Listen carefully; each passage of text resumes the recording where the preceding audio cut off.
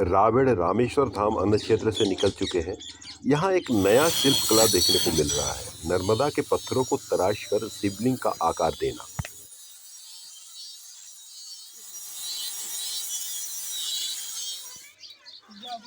रास्ते में बाजीराव पेशवा की समाधि स्थल। मेनलैंड से बीच के आइलैंड पर जाने के लिए एक छोटा सा ब्रिज बना हुआ है, जो कि आए दिन पानी बढ़ने से अंदर होती है पानी के वकावा। और यहाँ ये शिवलिंगों के कारोबार के लिए गांव प्रसिद्ध है। आज मेरी परिक्रमा की चौथी दिन है और इसी नर्मदा तट पर बैठकर आज मैं अपनी संध्या आरती संपन्न करूँगा। जबकि अभी चलने के लिए अपने हाथ में काफ़ी समय है, पर यह नर्मदा घाट मुझे बहुत पसंद आया और मैं यहीं रुक गया। एक आश्रम भी है, साथ में नर्मदा सेवा समिति। भक्त अपने भगवान को भी परिक्रमा में साथ ले चले।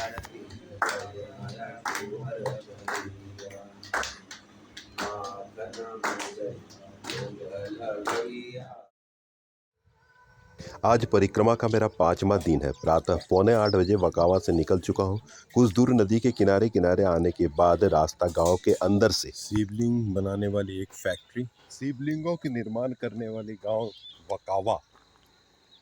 सुबह 7:30 बजे निकल चुके हैं। तीसरे दिन मुझे काफ़ी धूप में चलना पड़ा था, पर आज सवेरे अभी मौसम ठंडा है तो चलने में आराम भी है।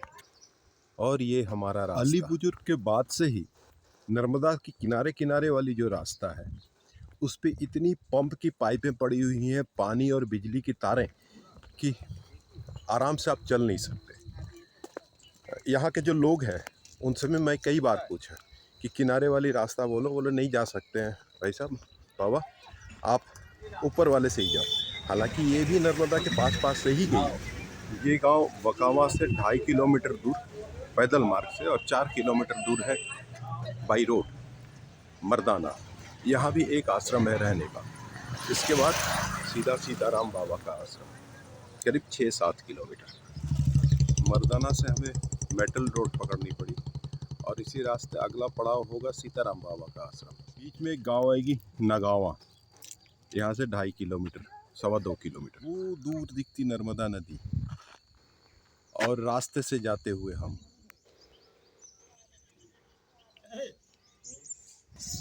इस परिक्रमा में इस प्रकार के बहुत सारे पड़ाव मिलेंगे, जहां गांव के लोग परिक्रमाकारियों को भगवान के रूप में सेवा करते हैं। चल रहे हैं, रास्ते में बच्चे मिलते हैं, नर्मदे हर। इनकी कुछ एक्सपेक्टेशंस होती हैं, शायद हम ही ने बनाया है। चॉकलेट्स की सेवा पड़ाव में रुके परिक्रमाकारी।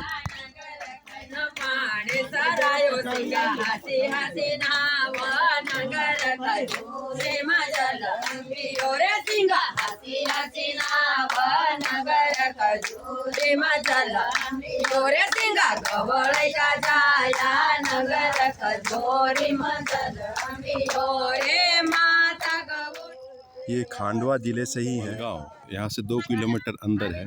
वहाँ के लोग ये सेवा करते हुए यात्री चलेंगे हम। और ये बाएं वाली रास्ता जाती है मलीगांव, यहाँ से 2 किलोमीटर। सीताराम बाबा के आश्रम से पहले कुछ रास्ते ऐसे भी हैं। यहाँ से ये रास्ता 2 हिस्से में बंटती है। मुझे नहीं पता कौन सा परिक्रमा के लिए है। थोड़ी देर रुकते हैं, कोई ना कोई आएगा। एक चरवाहा से पूछा, उसने बताया बाईं वाली रास्ता, तो उससे आगे बढ़ रहा हूँ। इस तरह रास्ते में कुछ मोड़ें आएंगी, लेकिन लोग भी मिल जाते हैं, कोई ना कोई बोल ही देता है। हमें दाहिने जाना है और ये है बटियान गांव, सियाराम बाबा का आश्रम। बस हम सियाराम बाबा का आश्रम पहुंचने ही वाले हैं, थोड़ी सी और। बटियान बुजुर्ग। और ये सामने रास्ता सियाराम बाबा के आश्रम। सियाराम बाबा के आश्रम में विश्राम कक्ष। आश्रम में नर्मदा एकदम पास आ चुकी है और ये ऊपर आश्रम।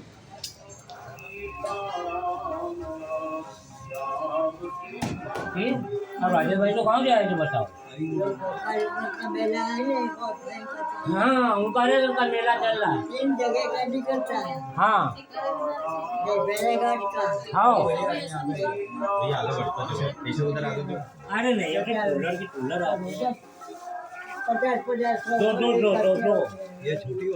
सियाराम बाबा के आश्रम से 2 किलोमीटर आगे बढ़ने पर आज यही करेंगे अपना आसन ग्रहण।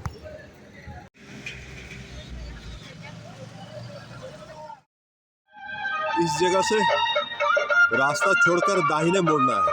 फिर से हम कच्चे रास्ता पर आ गए हैं। सुबह के 7:15 बजे अपने लास्ट पड़ाव को छोड़कर निकल चुका हूँ। रास्ते पर एक मंदिर। यहाँ नर्मदा तट पर या आसपास गांव में मंदिरों की संख्या आम जगहों से ज्यादा है। ये नर्मदा नहीं है, पास बहती एक नाला। गांव के बाहर राजस्थान के बंजारे अपना डेरा लगाए। ऊंट, कुत्ते और भेड़ों को लेकर ये बंजारे खेत में डेरा डाले। कहाँ से है माता जी आप? पाली से, राजस्थान। ग्राम ससावड़। ये ससावड़ ग्राम का अंत है। रेरूपा माता का मंदिर ऊपर टीले पर, और ये रास्ता। ससावड़ एक छोटी सी गांव है।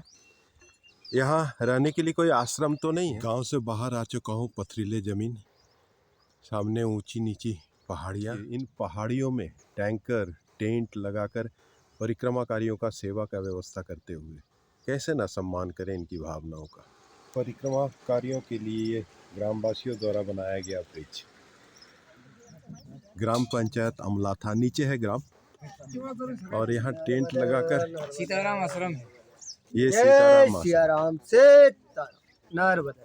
यहाँ भी रात्रिवास की व्यवस्था है। अमलथा गांव के बीच से जाता हुआ यहाँ रास्ता। हम गांव से बाहर आ चुके हैं। कल मैं जहाँ रुका था उन्होंने कहा कि 11 किलोमीटर से पहले रुकने का कोई जगह नहीं, लेकिन ऐसी बात नहीं है। 2-2, 4-4 किलोमीटर पर हमने दिखाता है यहाँ भी रुका जा सकता है कि पूर्ण व्यवस्था है।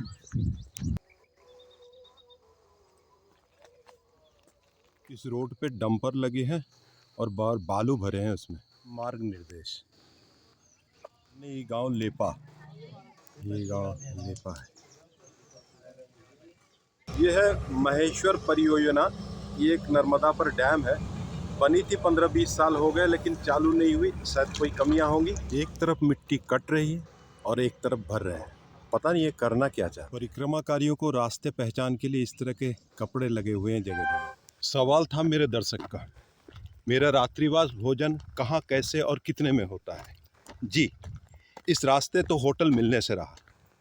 आश्रम और मंदिरें जो रास्ते में मिलते हैं वो इनका व्यवस्था करते हैं। अगर ना हो तो गांव वाले अपने संसाधनों से ये व्यवस्था किया करते हैं। हाँ, वहाँ एक दान पेटी होती है और हमें पता होता है आज की डेट में लॉजिंग और फूडिंग कितने की आती है। फिर भी अगर कोई इस दान पेटी में कुछ ना भी रखे तो ये पूछेंगे भी नहीं और बुरा भी नहीं मानेंगे, और देने और ना देने वालों के बीच फ़र्क भी नहीं करते। ये इतने अच्छे लोग हैं यहाँ के। ये मैं अपने 4-5 दिन के अनुभव से बोल रहा हूँ। सामने पक्का रोड नज़र आ रहा है। सतपुरा की पहाड़ियों से निकलकर नर्मदा में आकर मिलती हुई ये छोटी छोटी नदियाँ। परिक्रमा में साइकिल से बाबा, परिक्रमा में नर्मदे हर। कोई तकलीफ, कोई परेशानी, तकलीफ नहीं भी हमारे साथ ही पीछे आ रहे हैं आराम से। कहाँ से निकले आज? हम चौथा राज नर्मदे हर। ब्रिज पार होते ये आश्रम माकड़ खेड़ा। यहाँ से ये रास्ता मेन रास्ते पे से जुड़ती है। दाहिने वेदांता आश्रम। वेदांत आश्रम। थोड़ी देर रुकते हैं, आराम करते हैं, पूछते हैं आगे अगला पड़ाव कहाँ तक है, फिर निकल। 15-20 मिनट बैठने के बाद वेदांता से निकल चुका हूँ आगे अपने रास्ते पर। यहाँ से कुछ दूर तक 1-1.5 किलोमीटर शायद है। चलने के बाद फिर नदी किनारे उतरने का मार्ग है, जैसा यहाँ के लोगों ने कहा। माकड़ खेड़ा से 1 किलोमीटर निकलने के बाद रास्ता छोड़कर इस कच्चे रास्ते और 2.5 किलोमीटर के बाद कठोरा। रास्ते में ये नाग मंदिर। कितना निकाल लेती हो कपास? 70, 80, 90। ये ग्राम है कठोरा।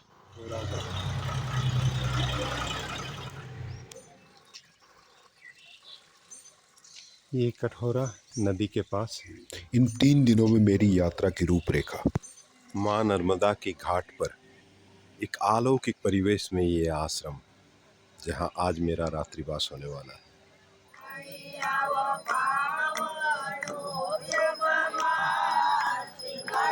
हरी को